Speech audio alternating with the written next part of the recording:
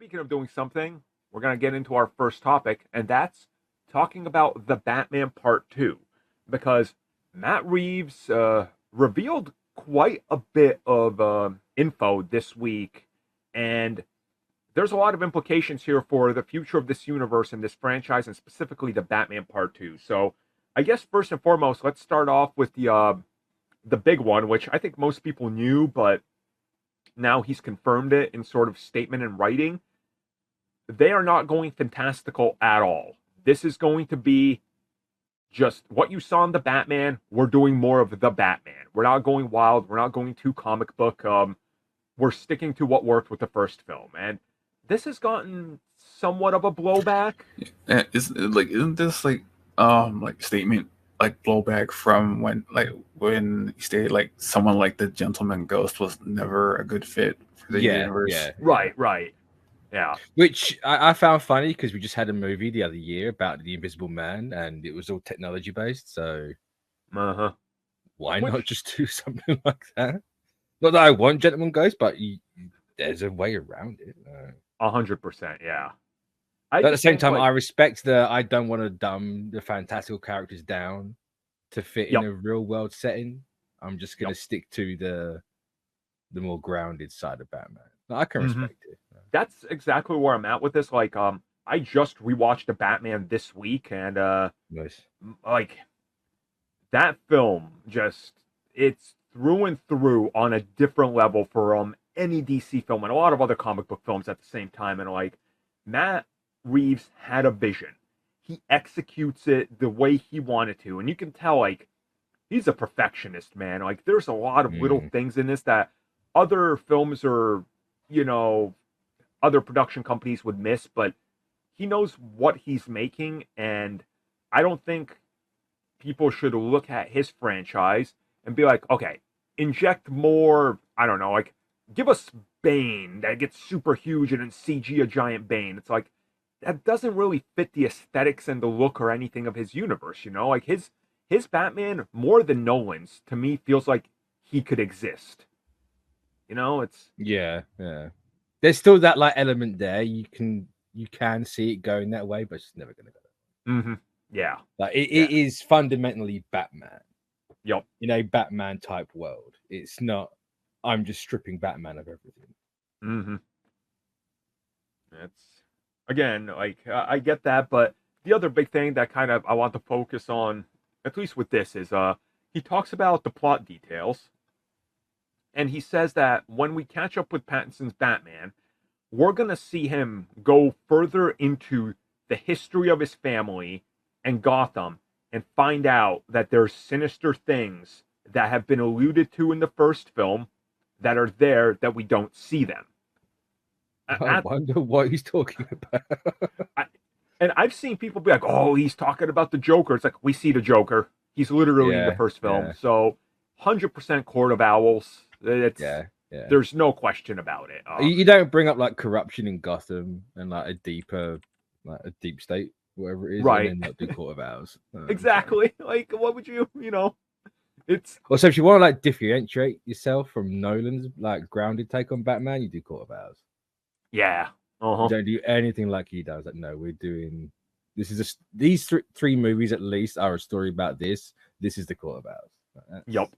And like. With the Court of Owls, you have the society, right? You're rewriting Batman and the Wayne's history. You're going to connect it to, the Cobblepots and the Arkhams and all this. And that's cool. That's great.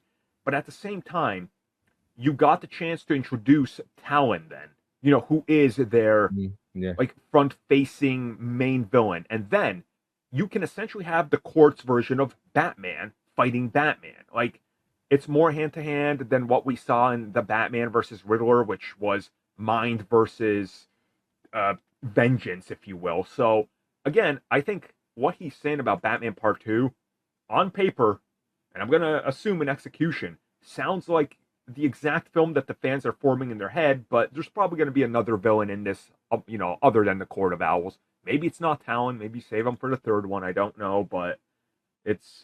Do we know who the villain is for Part 2? He's alluded to wanting to stay grounded and use villains we haven't seen. So make of that what you will. Yeah, I know. It's like, that doesn't really. Because I assume he'll pull what he did in the first one again. So like you have like a penguin, like the penguin is the side character. Right, exactly, yeah. And if you're doing corruption, I think you kind of have to do Harvey Dent. Yeah. So you could have that running in the background while you have the main one being like Talon. I don't know. I know people are going about Deathstroke, but Deathstroke's not a Batman villain, so that's not making nope. You know what?